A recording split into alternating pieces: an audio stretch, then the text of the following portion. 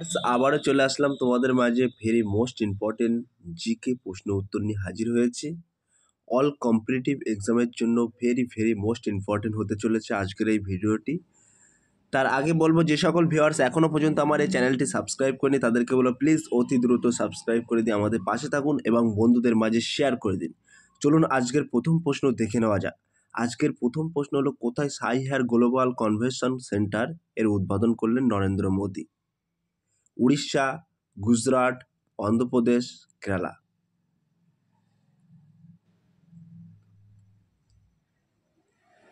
এক নম্বর প্রশ্নের সঠিক উত্তর হয়ে যাবে option C is the right answer, Andhra Pradesh. Next প্রশ্ন দেখে নেওয়া যাক।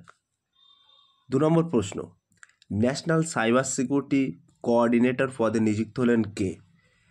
MUR Nair, Somnath Rajan, Kanishka Kataria, Dilraj Singh. Very most important প্রশ্ন।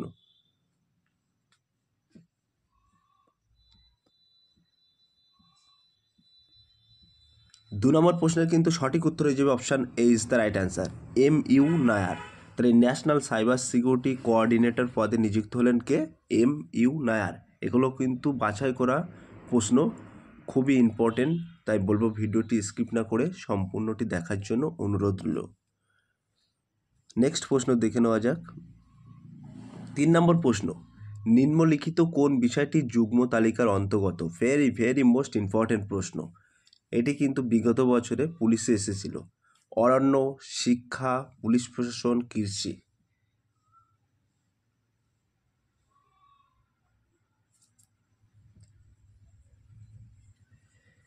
তিন নম্বর প্রশ্নের ক্ষেত্রে কিন্তু একেবারে সঠিক উত্তর হয়ে যাবে option B is the right answer, শিক্ষা।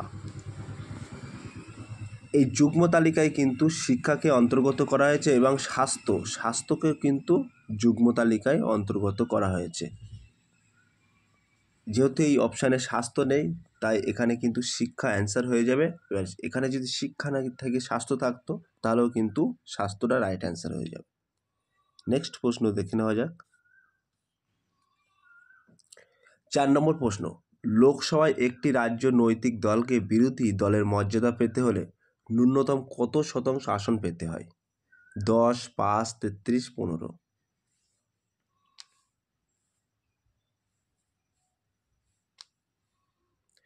4 নম্বর প্রশ্নের ক্ষেত্রে কিন্তু সঠিক উত্তর হয়ে যাবে option A is the right answer, 10। তাই লোকসভায় একটি রাজ্য নৈতিক দল বিরোধী দলের মর্যাদা পেতে গেলে ন্যূনতম কত শতাংশ আসন পেতে হয়? 10% আসন পেতে হয়, মনে রাখবে। যদি 100% থাকে, এই 100%-এর মাধ্যমে ইকুয়াল টু করে কিন্তু 10, তার মানে 100-র মধ্যে 10% যদি তোমরা পেয়ে থাকো তাহলে কিন্তু ন্যূনতম মর্যাদা পাবে, বিরোধী দলের মর্যাদাটা কিন্তু পাবে। নেক্সট প্রশ্ন দেখে নেওয়া যাক। 5 নম্বর প্রশ্ন, চৈনিক পরিব্রাজক হিউয়েন সাং কার রাজত্বকালে ভারতে এসেছিলেন? ভেরি মোস্ট ইম্পর্টেন্ট প্রশ্ন। চন্দ্রগুপ্ত বিক্রমাদিত্য, চন্দ্রগুপ্ত মৌর্য, হর্ষবর্ধন, অশোক।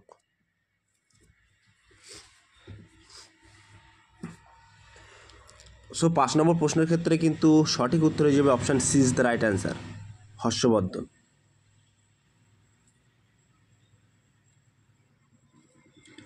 6 নম্বর প্রশ্ন, আলেকজান্ডারের শিক্ষা গুরু কে ছিলেন?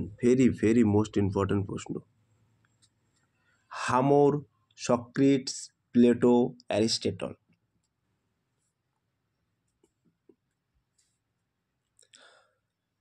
6 নম্বর প্রশ্নের ক্ষেত্রে কিন্তু সঠিক উত্তর হয়ে যাবে option D is the right answer, Aristotle. আলেকজান্ডারের শিক্ষাগুরু তাহলে কে ছিলেন? অ্যারিস্টটল ছিলেন, মনে রাখবেন। 7 নম্বর প্রশ্ন, ক্লোরিনের ব্লিচিং ক্রিয়া হল হাইড্রোলাইসিস, বিয়োজন, জারণ, বিজারণ।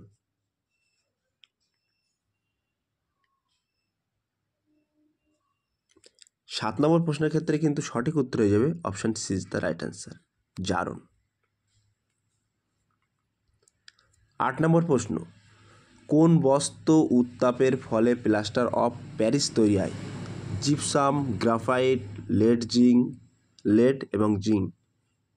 ভেরি মোস্ট ইম্পর্টেন্ট প্রশ্ন। তাহলে কোন বস্তু উত্তাপের ফলে প্লাস্টার অফ প্যারিস তৈরি হয়? 8 নম্বর প্রশ্নের ক্ষেত্রে কিন্তু সঠিক উত্তর হয়ে যাবে option A is the right answer, gypsum. জিপসামের ক্ষেত্রে কিন্তু প্লাস্টার অফ প্যারিস তৈরি হয়, মনে রাখবেন।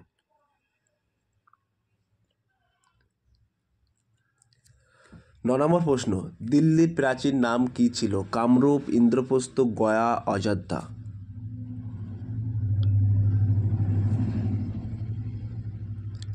ন নম্বর প্রশ্নের ক্ষেত্রে কিন্তু সঠিক উত্তর হয়ে যাবে option B is the right answer, Indraprastha. তাহলে দিল্লির প্রাচীন নাম কি ছিল? মনে রাখবেন ইন্দ্রপ্রস্থ। 10 নম্বর প্রশ্ন, কোন ইউরোপীয়রা প্রথম ভারতে আসেন বাণিজ্যিক সম্পর্ক স্থাপনের জন্য? তাহলে কোন ইউরোপীয়রা প্রথম ভারতে আসেন বাণিজ্যিক সম্পর্ক স্থাপনের জন্য? ওলন্দাজ, জার্মান, পর্তুগিজ, ব্রিটিশ।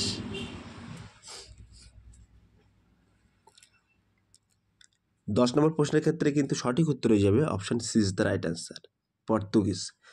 তাহলে এখানে যদি প্রশ্ন হয় ভারতে প্রথম কোন বাণিজ্যকরা স্থাপনের জন্য এসেছিলেন, option C is the right answer, পর্তুগিজরা এসেছিলেন। সো প্রিয় ভিউয়ার্স, ডেসক্রিপশন বক্সে আমাদের হোয়াটসঅ্যাপ গ্রুপ লিঙ্ক এবং টেলিগ্রাম গ্রুপ লিঙ্ক দেওয়া আছে।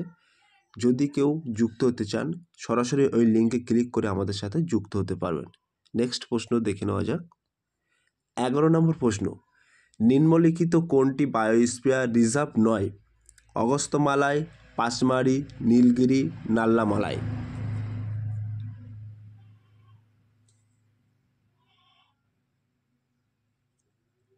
11 নম্বর প্রশ্নের ক্ষেত্রে কিন্তু সঠিক উত্তর হয়ে যাবে option D is the right answer, নাল্লামালাই।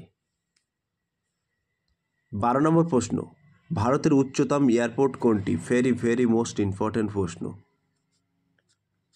Dehradun airport, Dharamshala airport, Leh airport, Pithoragarh airport.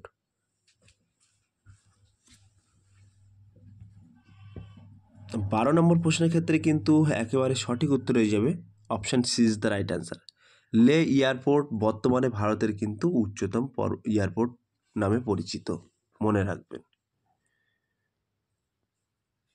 13 নম্বর প্রশ্ন, কত সালের পর থেকে ভারতের আয়কর স্থায়ীভাবে নেওয়া চালু হয়?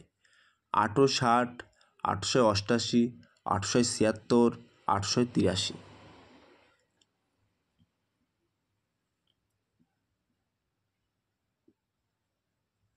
13 নম্বর প্রশ্নের ক্ষেত্রে কিন্তু একেবারে সঠিক উত্তর হয়ে যাবে option A is the right answer, 1860।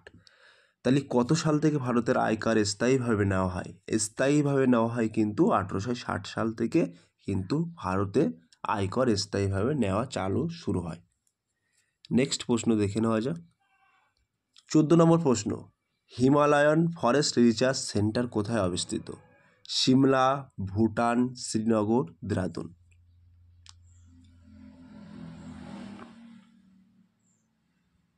14 নম্বর প্রশ্নের ক্ষেত্রে কিন্তু সঠিক উত্তর হয়ে যাবে option A is the right answer, Shimla. তাহলে হিমালয়ান ফরেস্ট রিসার্চ সেন্টার কোথায় অবস্থিত? মনে রাখবেন সিমলা। 15 নম্বর প্রশ্ন, ত্রিপোলি কোন দেশের রাজধানী? ভেরি মোস্ট ইম্পর্টেন্ট প্রশ্ন। Romania, Libya, Spain, Cuba.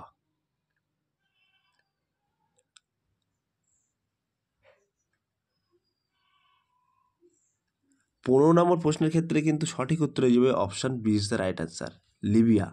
তাহলে ত্রিপোলি কোন দেশের রাজধানীর নাম? লিবিয়া, মনে রাখবেন। 16 নম্বর প্রশ্ন, কলিঙ্গরাজ খারবেল কোন বংশের রাজা ছিলেন? জিজুকাভুত্তি, চেদি, গজপতি, সোলাঙ্কি।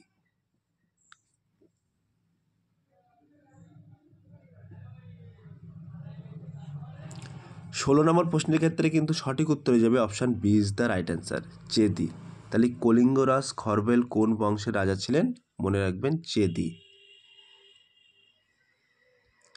17 নম্বর প্রশ্ন, কলকাতা কর্পোরেশনের প্রথম মেয়র ছিলেন?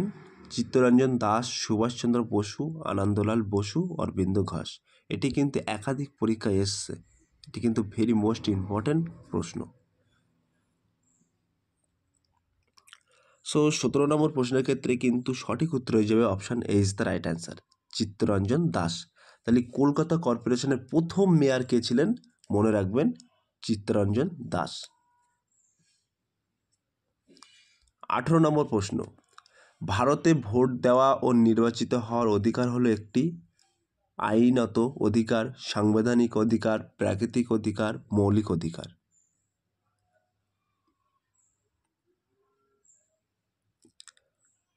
18 নম্বর প্রশ্নের ক্ষেত্রে কিন্তু সঠিক উত্তর হয়ে যাবে option A is the right answer, আইনত অধিকার। তাহলে ভারতে ভোট দেওয়া ও নির্বাচিত হওয়ার অধিকার হলো একটি আইনত অধিকার, মনে রাখবেন। 19 নম্বর প্রশ্ন, মরণোত্তর তেনজিং নরগে অ্যাওয়ার্ড পেলেন কে? ভৈভা প্যাটেল, রীতা কামি, সবিতা কাঞ্চল, জীবন দেব শর্মা। 19 নম্বর প্রশ্নের ক্ষেত্রে কিন্তু সঠিক উত্তর হয়ে যাবে option C is the right answer, Sabita Kanchan.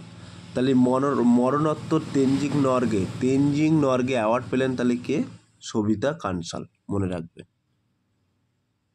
20 নম্বর প্রশ্ন অর্থাৎ আজকের লাস্ট প্রশ্ন, ভারতের সবথেকে নোংরা শহরের তাকমা পেল কে?